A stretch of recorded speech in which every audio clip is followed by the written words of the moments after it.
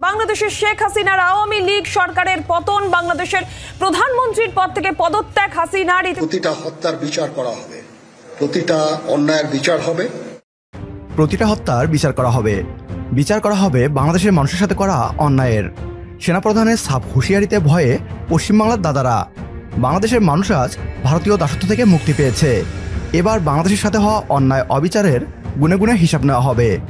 বাংলাদেশের শেখ হাসিনার সরকারের পতনের পর যেন ঘুম হারাম হয়ে গিয়েছে ভারতীয় দাদাদের। বাংলাদেশের মানুষের সাথে এতদিন যে দাসত্বের মতো আচরণ করে এসেছে ভারত, এবার কষা হবে সেই হিসাব। কি বলছে ভারতীয় পশ্চিমবাংলার মিডিয়া, আসুন তা দেখি। অবশ্যই বাংলাদেশের পরিস্থিতির দিকে নজর রাখতে হচ্ছে এবং এই মুহূর্তে সব থেকে যেটা গুরুত্বপূর্ণ খবর, বাংলাদেশের শেখ হাসিনার আওয়ামী লীগ সরকারের পতন, বাংলাদেশের প্রধানমন্ত্রীর পদ থেকে পদত্যাগ হাসিনার। ইতিমধ্যেই নিরাপদ আশ্রয়ে তিনি গিয়েছেন, আগরতলায় তিনি আশ্রয় নিয়েছেন বলে যে খবর সূত্র মারফত পাওয়া যাচ্ছে। আর এর মধ্যেই সেনা প্রধানের বার্তা, অন্তর্বর্তী সরকার গঠনের কথা সেনাপ্রধান ইতিমধ্যেই বলেছেন। বাংলাদেশের নিউজ রুমে সরাসরি আমাদের সঙ্গে রয়েছেন আমাদের প্রতিনিধি সব্যসাচী চক্রবর্তী।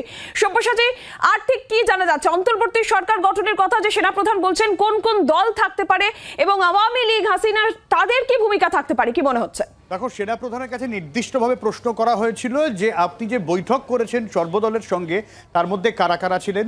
3টি রাজনৈতিক দলের নাম সেনাপ্রধান বলেছেন, জাতীয় পার্টি, বিএনপি এবং জামায়াতে ইসলামী। দয়া করে আপনারা সমস্ত ধ্বংসযজ্ঞ, সমস্ত অরাজকতা, সমস্ত সংঘর্ষ থেকে বিরত হন এবং ইনশাআল্লাহ আমরা সবাই মিলে একটা সুন্দর ভবিষ্যতের দিকে আমরা অগ্রসর হব। প্রতিটা হত্যার বিচার করা হবে, প্রতিটা অন্যায়ের বিচার হবে। আমরা আজকে সুন্দরভাবে কথা বলেছি, সমস্ত দলের প্রধান দলের নেতাগণ নেতারা এখানে উপস্থিত ছিলেন। আমি ওনাদের ইনভাইট করেছিলাম এখানে।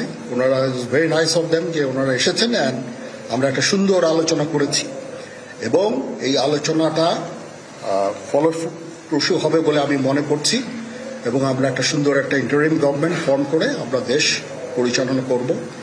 সীমান্তে পাখির মতো বাংলাদেশিদের হত্যা করা, বাংলাদেশের সমুদ্র বন্দর থেকে শুরু করে রেলওয়ে সব নেটওয়ার্ক ব্যবহার করা, বাংলাদেশের তিস্তা খনন মহাপরিকল্পনায় বাধা প্রদান করা, বাংলাদেশের সরকারকে দাসের মতো ব্যবহার করে ফায়দা লুটে নেওয়ার হিসাবে বার হতে চলেছে। মহান আল্লাহ ছাড় দেন কিন্তু ছেড়ে দেন না, তা আবারও প্রমাণিত হয়েছে। পশ্চিমবাংলার মিডিয়া তথা পুরো ভারত আজ শোকের ছায়ায়, কারণ এখন থেকে আর তারা বাংলাদেশের রক্ত চুষে খেতে পারবে না। ক্ষমতায় যেই আসুক না কেন, ভারতের সাথে সকল চুক্তি বাতিল করতে হবে। আমাদের সাথে যদি আপনিও একমত হন, তাহলে কমেন্ট বক্সে ইয়েস লিখে জানিয়ে দিন আমাদের। সেই সাথে ভিডিও শেয়ার করে দেখার সুযোগ করে দিন আপনার বন্ধুদের। পরবর্তী ভিডিও দেখার আমন্ত্রণ জানিয়ে বিদায় নিচ্ছি আজ। আল্লাহ হাফেজ।